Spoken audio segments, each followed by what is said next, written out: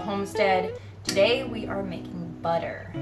So that is the best part of having a Jersey cow that we milk, is getting the butter. We actually don't get a ton of cream from our cow right now because we are sharing with her calf.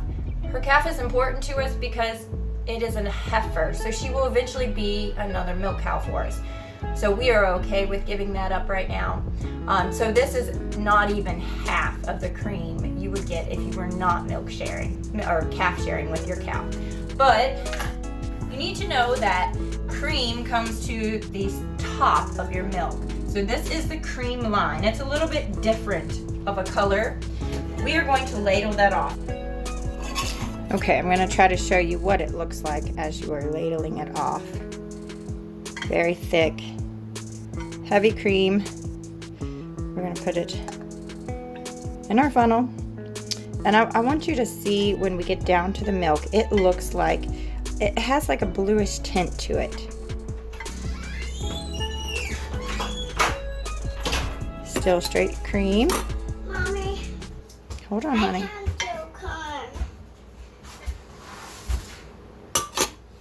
Lots of options on how we can turn our cream into butter. You can go as old-fashioned as putting your cream into a jar and shaking it, which is not something I am ever going to do. And you can also use a hand mixer, just one of your regular hand beaters, put it in a bowl. You can do that. It takes a little bit longer, but I have done that plenty. You can also use a blender. I have a Vitamix. That does it too. I just can't fit very much in this. And then the way that I think is the easiest to do butter and is definitely the fastest is my Bosch mixer. You can use a KitchenAid if you have it. KitchenAid, you might want to put a towel over your bowl if you're doing it with a KitchenAid. My Bosch is so fast at this though because it has 2 beaters instead of the 1. So I will show you this. I'm going ahead putting that in there. I'm letting the last little bit of my cream off my ladle to drain into our cream container. And then we are going to dump this little tiny bit more than half of this is a half gallon.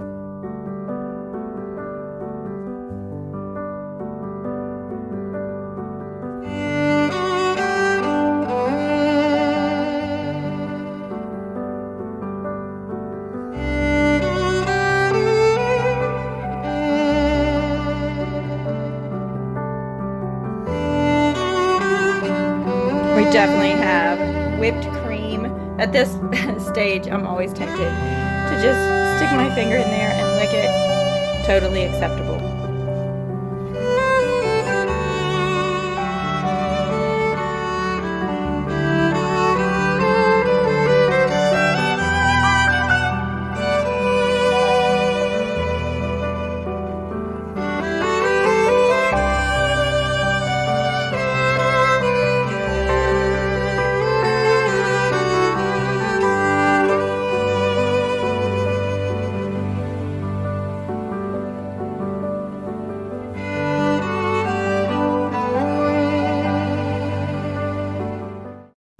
It's that easy.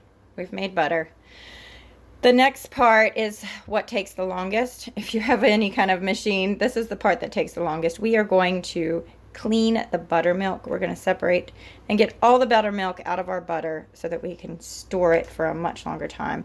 That is the most important part of making butter, is once you have it like this, that you get as much buttermilk as you can out.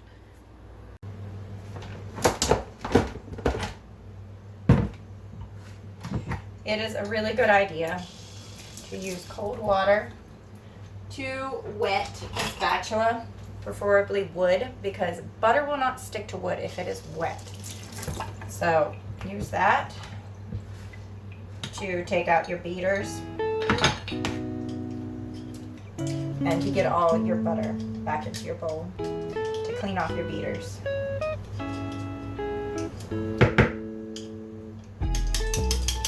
I'm always a little tedious at this because I don't want to waste any of that butter. Butter is like gold, and anything tastes better with homemade butter. It's something. magic here. So I'm always very scrupulous about getting every little bit out. Butter makes your fried eggs better. They make your vegetables out of the garden better. Homemade bread with homemade butter. And we have honey from our bees.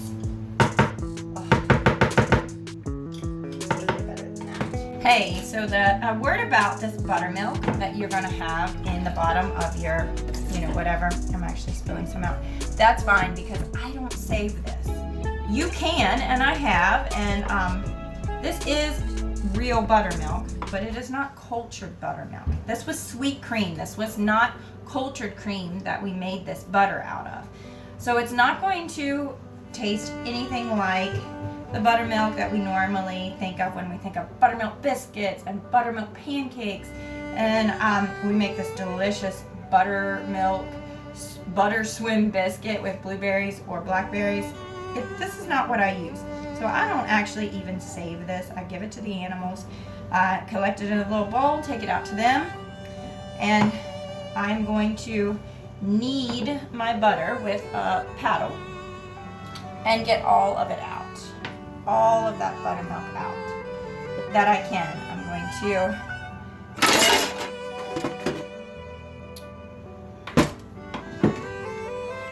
I don't want any of our butter to be lost though. That would be a sad day. So I'm going to save back the buttermilk for I actually give it to the dogs to drink. They love it. It makes them fat. I'm trying to convince my husband that we need a couple pigs just so I can fatten them on buttermilk. So then you're going to run cold water. Obviously, this is a fat. If you, just like with any butter, if you take this butter and you run hot water on it, it's going to melt. Cold water will firm it up a little bit better.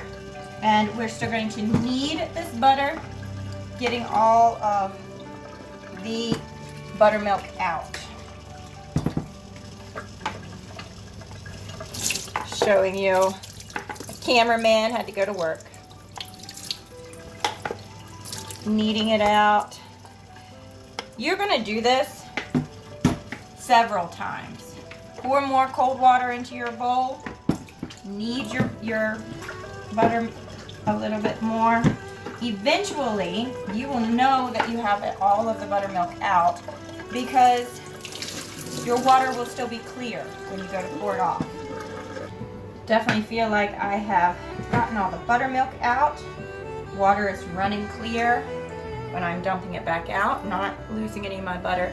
I'm going to take this extremely yellow, beautiful butter. I'm going to actually scrape it out of this mixer bowl now, and I'm going to put it on a wooden like cheese board. I think this is cutting board, but I've never cut on it. And I will finish kneading it a little bit more to get that water that we have put in it out.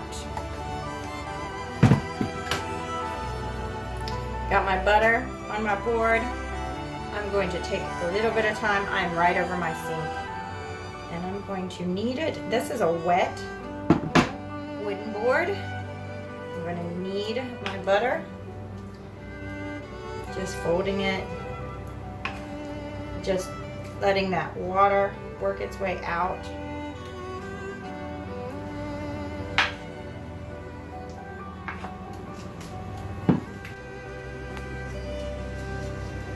My butter is looking so good. I'm actually going to salt my butter. Please, if you're going to go through all this hassle, it's not hassle, but if you take all this time to do this, do the best butter you can get. What I use is pink Himalayan sea salt. You can use, I guess, Celtic salt, just any good high quality sea salt. Redmond's is really good too. I don't know how much I put. I have no idea how much salt I use. I go by feeling. So I'm just going to, I sprinkle all over the surface. I have it flattened out to about half an inch thick. I'm going to do the whole surface. That will also help to pull out some of the liquid that we have left. It should only be water. We should be, have a couple drops of water come out. We're going to knead this back together again. We want to mix that salt all together. We're using all wooden things because that is what cleans up the easiest. Does not stick. And I have molds that you can put your butter in, and I have beautiful old molds, and I don't use them at all.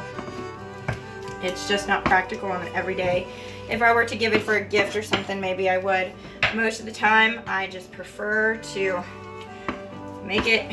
I'm still kneading, making sure my butter gets mixed together very well. And it is totally acceptable to not freeze this. I usually can stick it in the freezer. I flash freeze it in the, like I'll shape it into a block. That way I can cut off piece, cut it in half or whatever. But it is totally acceptable to skip all that and throw this into my mixer and make cookies. Fresh chocolate chip cookies with homemade butter the same day. Wah! Don't throw your butter.